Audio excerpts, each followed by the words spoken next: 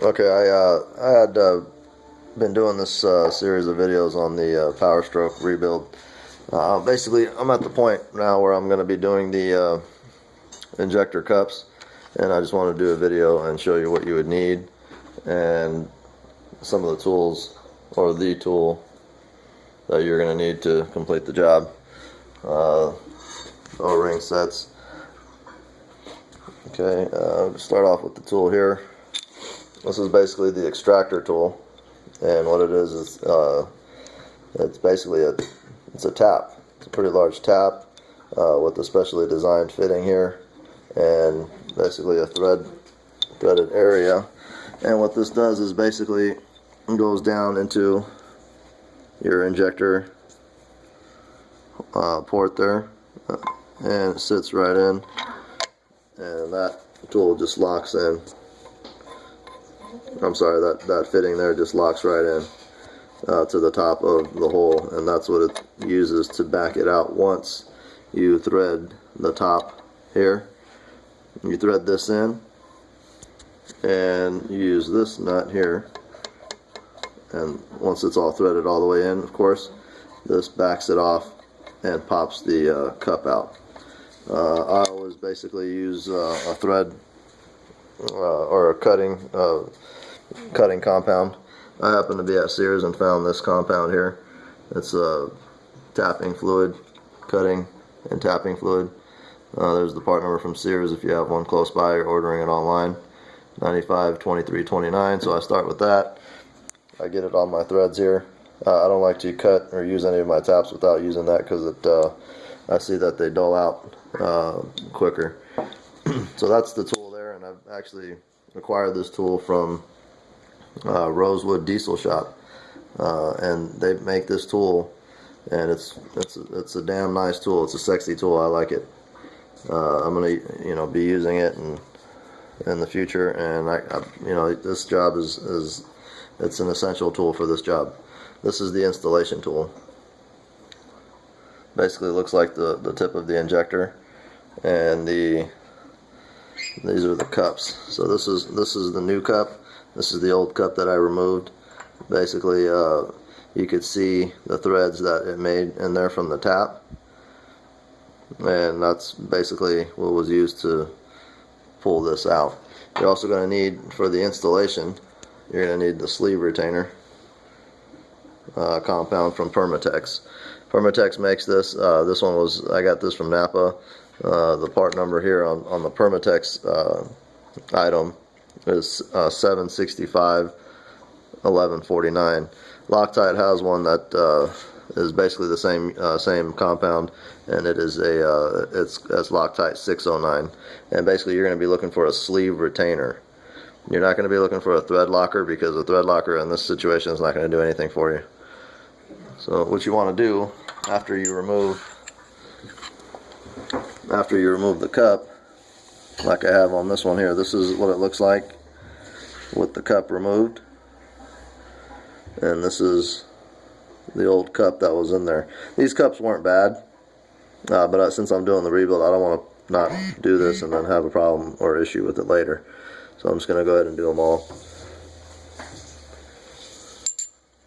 Okay, so if you look down in here, right on the sidewall, I'm not sure if you can see, but there's going to be residue of the original compound that was used to press these in. And that's basically the same stuff, the Loctite 609 or the Permatex. If you look down at the very bottom, you can see some residual there on the casting. And all that's got to get clean, otherwise your new compound will not do its job. You got to get that as clean as possible. I was going to use a brass brush, sandpaper, fine grit sandpaper, nothing that's going to take any metal off or take a significant amount of material off that would not let this cup sit in there and be pressed in properly.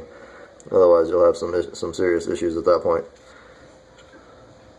So, anyways, that's what you're going to need. And